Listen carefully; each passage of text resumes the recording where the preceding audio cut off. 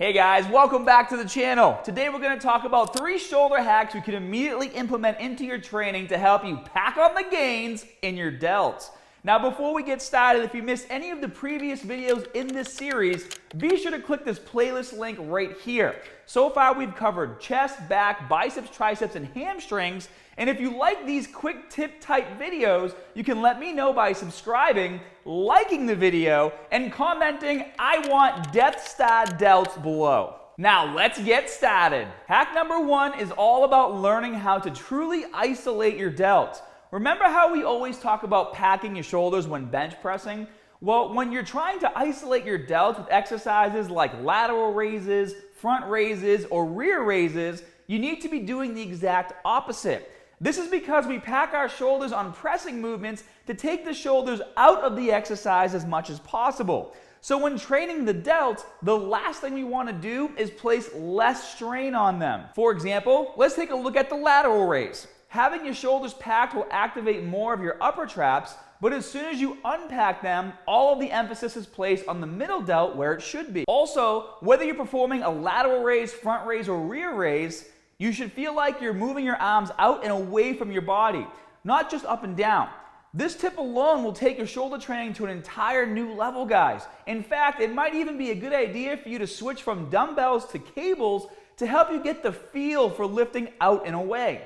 This is because the cables will give you constant tension throughout the entire movement, whereas if you were using dumbbells, you wouldn't really feel much during the bottom portion. Hack number 2, focus on rear delt development. Now, obviously, this doesn't mean you should be neglecting your front and middle delts, but in my experience, for most people, the rear delts are usually underdeveloped because they require more direct focus. This is because when you're doing pressing movements like the bench press or shoulder press, you're always hammering the front and middle delts pretty hard. Now, I did a versus series in the past explaining how you get 25% more activation in the rear delts by performing a shoulder press standing versus seated, but that's not going to be enough to cut it. If you want your shoulders to look rounder and much fuller, especially from the side, you need to bring in some direct rear delt focused exercises into your workout. Some of my favorites are bent over raises, incline bench rear flies, face pulls, and seated high rows. So just pick 2 of these exercises and add 3 sets of 8 to 12 reps of each exercise to your shoulder day. And hack number 3, you guessed it if you've been watching this series, sneak more shoulder training into your workouts. Just like any other lacking muscle group, if your shoulders are a weak point for your physique, you should be training them at least twice a week. For example, my current workout split has a specific day for shoulders, traps, and abs, which is usually on Thursday. So if I were to sneak more shoulder training into my routine, I would do it on Tuesday, which is my back and biceps day.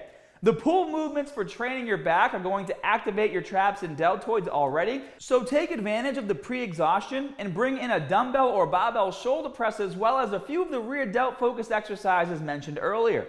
Remember guys, seeing more gains isn't always about adding more time to every workout. It's about being smart with the exercise selection throughout the entire week.